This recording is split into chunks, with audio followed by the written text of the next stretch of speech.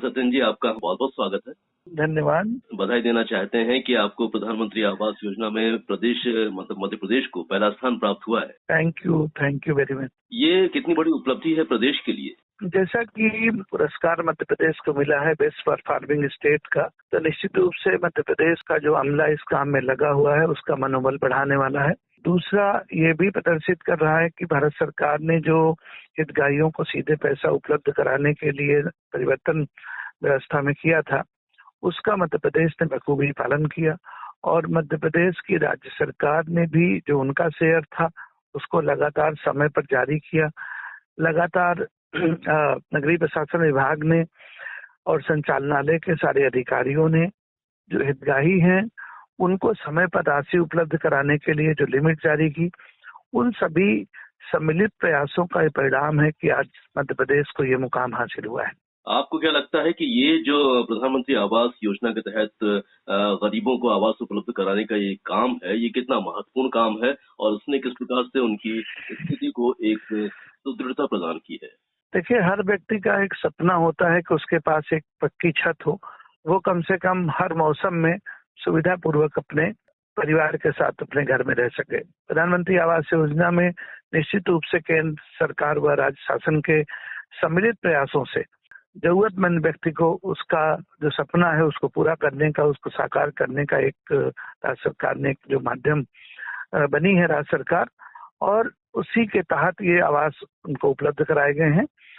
निश्चित रूप से आवास पाने के बाद जो खुशी और जिस तरह का उनकी जीवन शैली में, दिनचर्या में जो बदलाव आता है और उनके परिवार के विकास में जो बदलाव आता है, वो निश्चित रूप से काबिले तारीफ है। और वो एक सपना जो एक गरीब व्यक्ति ने देखा हुआ है, उस सपने को पूरा करने के लिए राज्य सरकार पूरी तरह से कटिबद्ध है।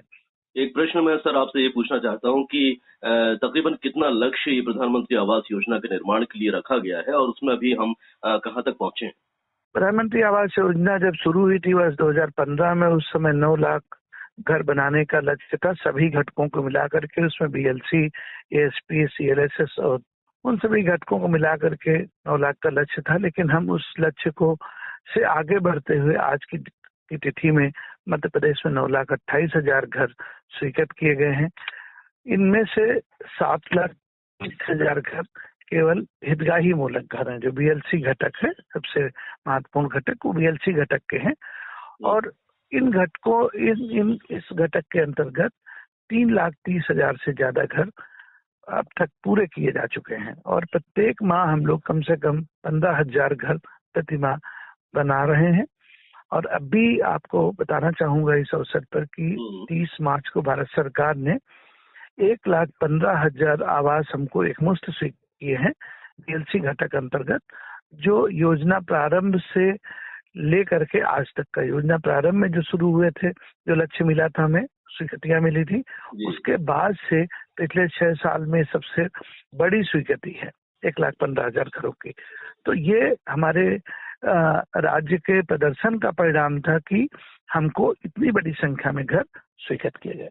सत्यन जी, हम जानना चाहते हैं कि मध्य प्रदेश में क्या आपने कुछ ऐसे स्थानों को चिन्हित किया है जिन्हें वाकई हम एक मॉडल क्षेत्र बता सकते हैं जिसमें प्रधानमंत्री आवास योजना को लेकर बहुत ही बेहतर काम हुआ? देखिए, प्रधानमंत्री आवास योजना में प्रदेश के लगभग हर जिले में बेहतर काम हुआ है।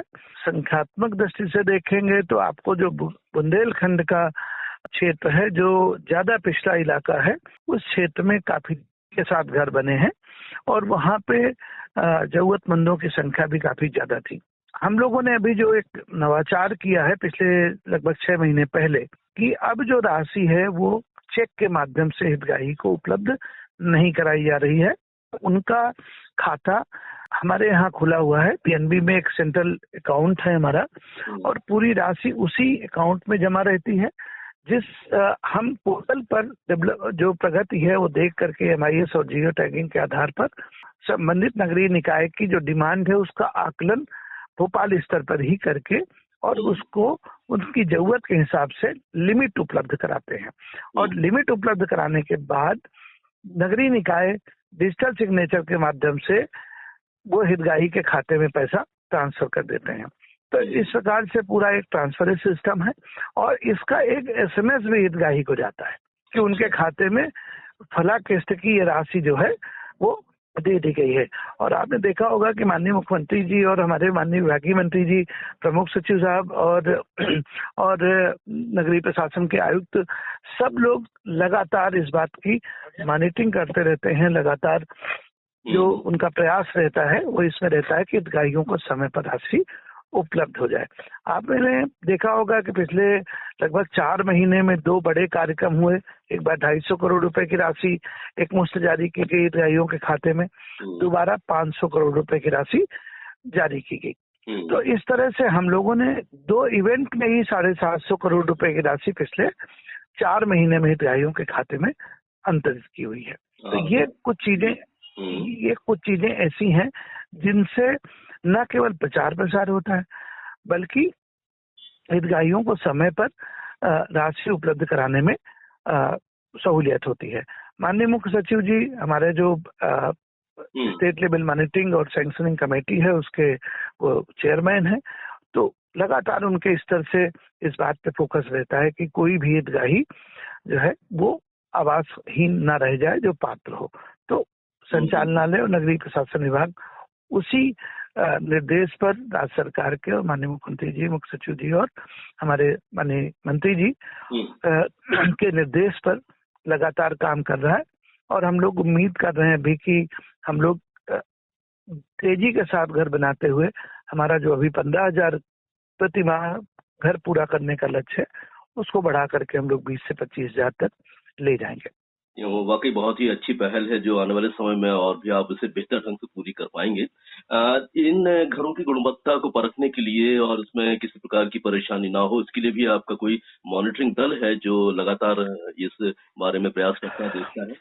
एग्जैक्टली हमारे जो मॉनिटरिंग के लिए एजिस की एक टेक्निकल टीम है वो लगातार नगरीय निकायों में रहती है और नगरीय निकायों में जियो टैगिंग और MIS के माध्यम से उनको किस्त प्रदान करने का काम होता है। दूसरा एक थर्ड पार्टी क्वालिटी मॉनिटर भी हमारे पास है TPQM, जो लगातार भ्रमण करते रहते हैं और वो आवासों की गुणवत्ता देखना और साथ में नगरीय निकाय पर जो अमला उपलब्ध है प्लस जो रीजनल हमारे जो डिविजनल आरीज हैं और हमारे ज्वाइंट डायरेक्टर्स हैं SC और E हैं वो लगातार भ्रमण करते रहते हैं। हम खुद कई जिलों में, आधा दर्जन से ज्यादा जिलों में मैंने जाकर के खुद ही समीक्षा की हुई है और लगातार हम लोग कोशिश करते हैं कि समीक्षा करके गुणवत्ता बनाए रखी जाए। और हितग्राही भी इसमें बढ़ चढ़ कर इसलिए भाग ले रहे हैं कि 2.5 लाख रुपए का घर बनाने के बाद हितग्राही अपने पास से भी कम से कम 1.5 लाख रुपए लगा रहे हैं ताकि उनको वो एक बेहतर घर बना सके। अच्छा, इसे और प्रचारित प्रसारित करने के उद्देश्य से भी आपकी कोई योजना है आने वाले समय में ताकि जो उचित हितग्राही हैं वो इस योजना का पूरा लाभ ले सकें? अभी काफी कम हितग्राही बचे हैं मध्य प्रदेश में जो पात्र हैं और जिनको देना बाकी है। ये हमारी एक सतत प्रक्रिया है। हम नगरीय निकायों में जहां हमारा 15% से कम कवरेज है वहां लगातार हम लोग प्रचार प्रसार करा के माइक के माध्यम से और जो घर घर सर्वे के माध्यम से नगर पालिका के स्तर से जो गाड़ियां चलती हैं उन पर प्रचार प्रसार करके और जो बड़े इवेंट हम लोग कर रहे हैं उनके माध्यम से भी लगातार इस बात की कोशिश की जा रही है कि कोई भी पात्र हितग्राही अभी भी अगर उसको आवास स्वीकृति के लिए बचा हुआ है तो वो अपने संबंधित नगरीय निकाय में आवेदन पत्र दे दे ताकि उसको हम जो परीक्षण करके अगर वो पात्र है तो हम उनको घर उपलब्ध कराने की कार्रवाई कर सकें। तो वाकई आपके प्रयास सराहनीय हैं। आने वाले समय में और कुछ विशेष करने की योजना भी है आपकी?